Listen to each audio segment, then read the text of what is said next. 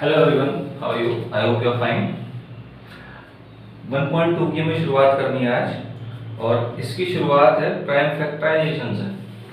किसी नंबर का हम प्राइम फैक्टराइजेशन कैसे करते हैं, फर्स्ट क्वेश्चन का पहला पार्ट है। और कहा गया है कि इस 140 के प्राइम फैक्टराइजेशन करो। ठीक है, तो जैसे फैक्टर का मतलब क्या होता है, जो इसको कंप्लीटली डिवाइड कर दे। जैसे 2 है, इसको कंप्लीटली डिवाइड कर देगा तो 2 इसका फैक्टर है। ठीक है, और 4 भी इसको पूरी तरीके से डिवाइड कर सकता है तो 4 भी इसका फैक्टर है। देखो 4 से डिवाइड करो, 4 3 12, ऐसे 4 से डिवाइड करेंगे हम 140 को। 4 3 12 और ये बचा 20, 4 बचा 20 है।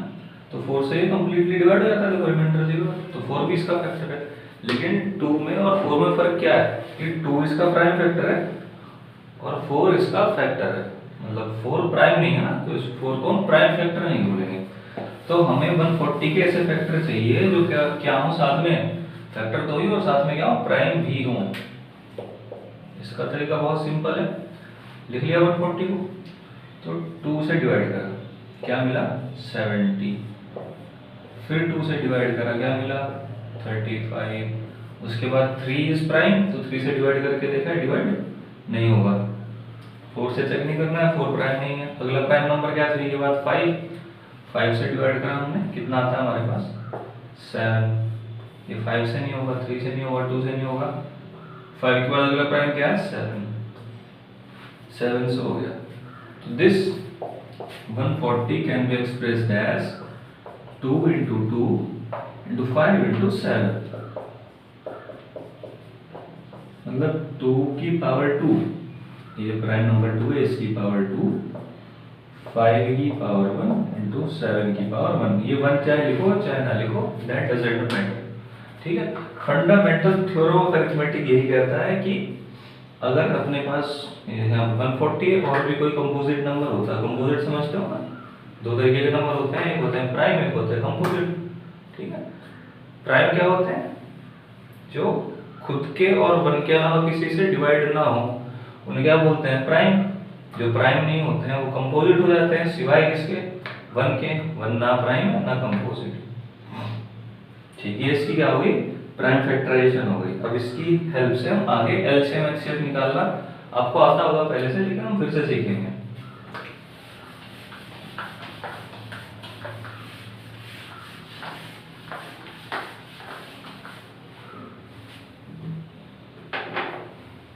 क्वेश्चन नंबर 2 में कहा गया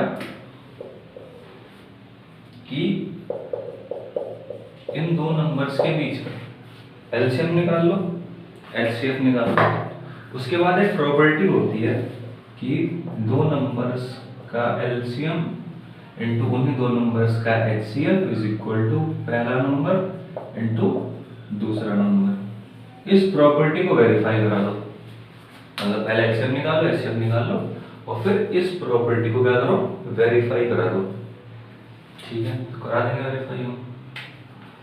इस 26 के प्राइम फैक्टर लिख लो 2, और दूसरा का क्या जाएगा 13। इस 91 के लिख लो, 91 2 से डिवाइड नहीं होगा। फिर अगला प्राइम नंबर 3 है, 9 और 1 10, नहीं होगा डिवाइड ये भी।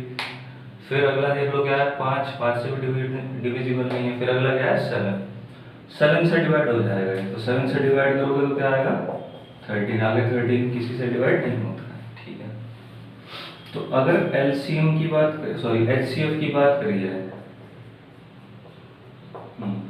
एचसीएफ क्या होता है, इन दोनों जो इनके फैक्टर्स आए ना अपने पास, फैक्टर्स आए, तो इन दोनों में जो कॉमन है फैक्टर, क्या है कॉमन फैक्टर इन दोनों में, वो है 13। अच्छा, और तो कुछ है नहीं, और होता तो वो भी ऐसे हम सर्कल कैसे करके उसे वो कर लेते, इसमें बंद कर लेते इसमें, और आगे तो कुछ ऐसा है नहीं। तो सिर्फ अपने पास क्या है फिलहाल 13 है ना, 13 के बाद और कोई कॉमन फैक्टर है ही नहीं, तो यही हमारा सबसे बड़ा कॉमन फैक्टर हो गया। कॉमन फैक्टर कैसा हो गया, हाईएस्ट। तो क्या हो गया हमारा एचसीएफ हो गया 13।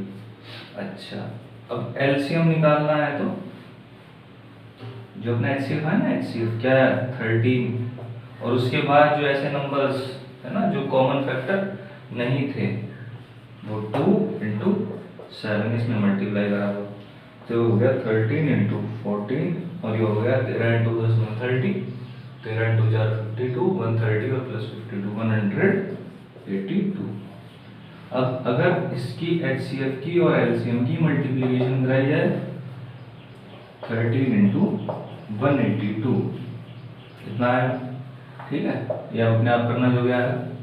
और अगर first number into second number करा जाए दैट इज 26 इंटू 91, ठीक है। You will multiply these numbers and you will observe that both the results are same. Now we shall proceed now.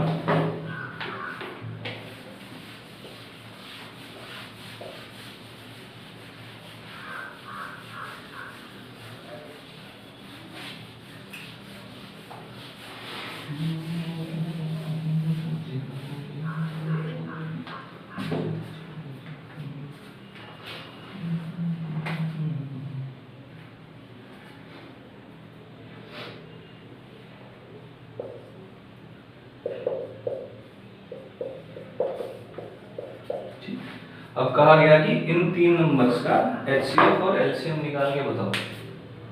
तीन नंबर्स दिए गए इस बार और कहा गया इनका HCF और LCM फाइंड करके बताओ।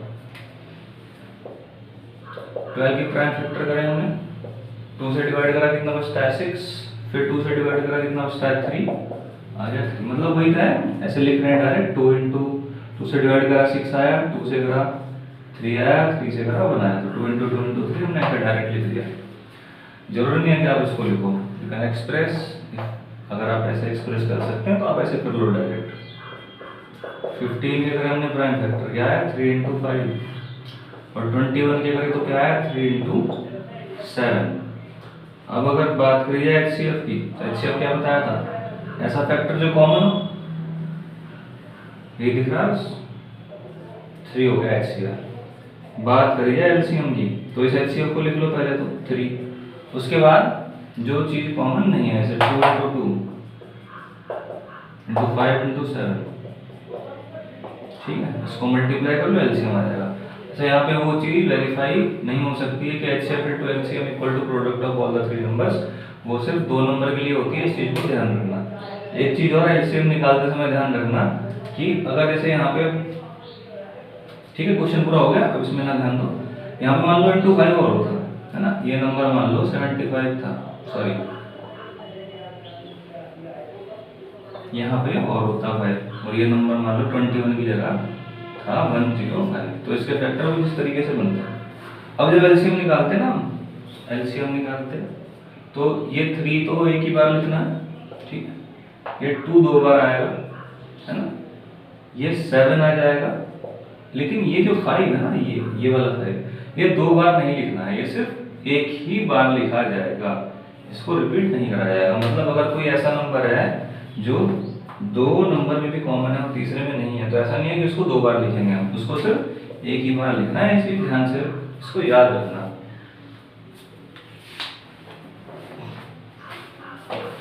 आगे बढ़ते हैं। 4th वाला क्वेश्चन उसी प्रॉपर्टी पे बेस्ड है कि HCF into LCM equal to product of 2 numbers. बहुत ही इजी है। इसमें बताया गया कि 306 का और 657 का HCF है 9 और LCM निकालने के लिए कहा गया इनका क्या है, तो 306 into 657 equal to HCF into LCM, ठीक है, यहाँ पे 9 रखोगे इंटू LCM, 306 इंटू 657, ये 9 आ जाएगा इसके नीचे, यहाँ पे वहां से हट जाएगा, इसको सॉल्व कर लोगे LCM पता चल जाएगा। 5th वाला क्वेश्चन देखो, अक्सर पूछा जाता है 1 नंबर में बोर्ड के एग्जाम्स में। इसमें कहा गया कि 6 की पावर n जो है,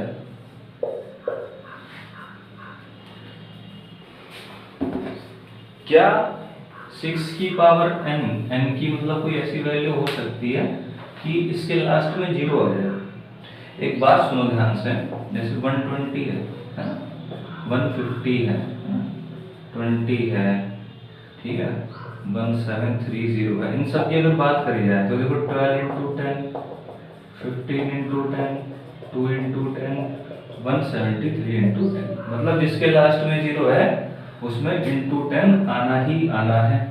अब इंटू 10 का मतलब क्या हो गया, इस 10 का मतलब क्या होता है 2 इंटू 5, ठीक है 2 इंटू 5, मतलब जिस नंबर की लास्ट डिजिट 0 होगी, सॉरी यूनिट डिजिट क्या होगी 0 होगी, उसके फैक्टर में 2 इंटू 5, तो मतलब 2 भी आता होगा और 5 भी आता होगा, इनका आना बहुत जरूरी है।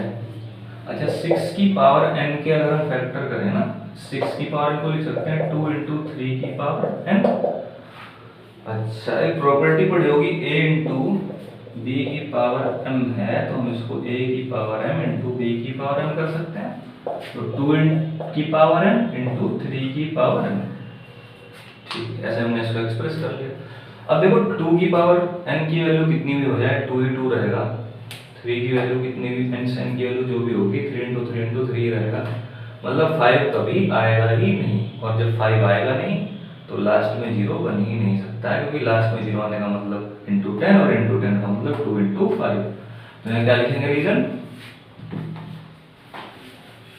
6 की पावर n है ना, 6 की पावर n doesn't have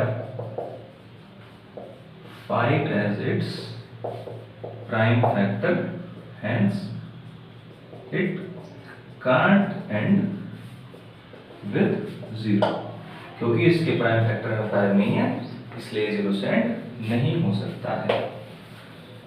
15 की पावर अगर n कर दी जाए तो यहाँ क्या हो जाएगा 5 इंटू 3 की पावर n, ये हो जाएगा 5 की पावर n इंटू 3 की पावर n, तो यहाँ पे क्या है 15 की पावर n डजंट है, इसमें 2 नहीं है 5 है लेकिन 2 नहीं है, 2 as its prime factor, hence it can't end with 0। चलो ये तो बात हो गई इस क्वेश्चन की। अब अगले क्वेश्चन पे बढ़ते हैं। ये कह रहा है कि एक्सप्लेन करो कि 7 इंटू 11 इंटू 13 प्लस 13, और एक और नंबर दिया गया है, ये कंपोजिट क्यों है ना, इसको समझा देते हैं, वो अपने आप समझ में आ जाएगा। तो कंपोजिट क्या होते हैं, जो खुद के और वन के अलावा किसी और से भी डिवाइड हो जाते हैं उन्हें कंपोजिट बोलते हैं। 13 कॉमन ले लिया, 7 इंटू 11, देखो 13 कॉमन लिया तो 7 इंटू 11 बचेगा, और यहाँ पे क्या बचेगा 1, तो 13 इंटू 77 प्लस 1 78 हो गया है। ये देखो बेटा ये 13 से भी डिविजिबल है और 78 से भी डिविजिबल है ना, और ये नंबर ना तो 13 होगा ना 78 होगा, ये नंबर है 13 इंटू 78, तो खुद के अलावा ना ये 13 से और 78 से डिविजिबल है, इसलिए ये नंबर कंपोजिट है, ये प्राइम नहीं है। तो ठीक है अगले क्वेश्चन की बात करते हैं 7th की। There is a circular path around a sports field, ये स्पोर्ट्स फील्ड के चारों तरफ एक सर्कुलर पाथ है। Sonia takes 18 minutes to drive one round of the field, ठीक है सोनिया को शॉर्ट में लिख देते हैं 18 मिनट लगते हैं फील्ड का राउंड लेने में। रवि टेक्स 12 मिनट, ठीक है। Suppose they both start at the same point and at the same time, Ravi और सोनिया दोनों मान लो यहीं से स्टार्ट करते हैं, एक साथ स्टार्ट करते हैं, and go in the same direction, दोनों एक ही डायरेक्शन में जाते हैं, ठीक है। After how many minutes will they meet again at the starting point. अच्छा स्टार्टिंग पॉइंट पे दोबारा आने का मतलब, जैसे सोनिया की बात करी जाए तो स्टार्टिंग पॉइंट पे 18 मिनट बाद आएगी पहले, फिर 36 मिनट बाद आएगी है ना, फिर 18 मिनट और जुड़ेंगे, 54 मिनट के बाद आएगी, सो ऑन है, क्योंकि एक राउंड पूरा करने में 18 मिनट्स ले रही। इस रवि की बात करी जाए तो ये पहला राउंड 12 मिनट्स में होगा इसका, ठीक है। फिर उसके बाद दोबारा स्टार्टिंग पॉइंट पे 24 मिनट्स के बाद आएगा, दोबारा स्टार्टिंग पॉइंट्स पे 36 एंड फिर 48 एंड सो ऑन। मतलब कहने का ये कि जब सोनिया जिस टाइम पे वापस स्टार्टिंग पॉइंट पे आती है, that is multiple of 18, that is multiple of 18, और रवि स्टार्टिंग पॉइंट पे जितने टाइम के बाद आता है that time is multiple of 12 and that multiple should be same, है ना। मतलब जैसे जिस जब सेम होंगे ना मल्टीपल, जब मल्टीपल देखो सेम होंगे तभी तो स्टार्टिंग पॉइंट पे मुलाकात होगी उस टाइम के बाद, क्योंकि उस टाइम के बाद रवि भी यहाँ और सोनिया भी यहाँ। मल्टीपल सेम होने का मतलब मल्टीपल कॉमन होना चाहिए, और ऐसा सबसे पहली बार जब होगा तो मल्टीपल जो कॉमन है वो सबसे पहला मल्टीपल रहा होगा, उसको बोलते हैं एलसीएम। तो जो रिक्वायर्ड टाइम है मतलब वो टाइम जब ये दोनों एक साथ मिलेंगे that is equal to LCM of 18 and 12। 18 के प्राइम फैक्टर 2 इंटू 2 इंटू 3 और 12 के प्राइम फैक्टर 2 इंटू सॉरी गलत हो गया कुछ 2 इंटू 3 इंटू 3, इसके 12 के 2 इंटू 2 इंटू 3। ये वो कॉमन एलसीएम की बात करी जाए 2 फिर ये 3 और ये जो अकेले वाले हैं into 3 into 2 6 into 6 that is 36 minutes के बाद इन दोनों की मुलाकात स्टार्टिंग पॉइंट पे दोबारा हो जाएगी, ऐसा यहाँ पे भी दिया है। ये 1.2 हमारी खत्म होती है।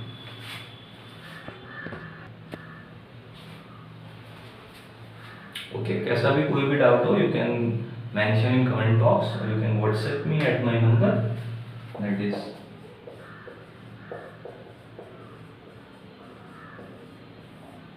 ठीक है। Okay bye.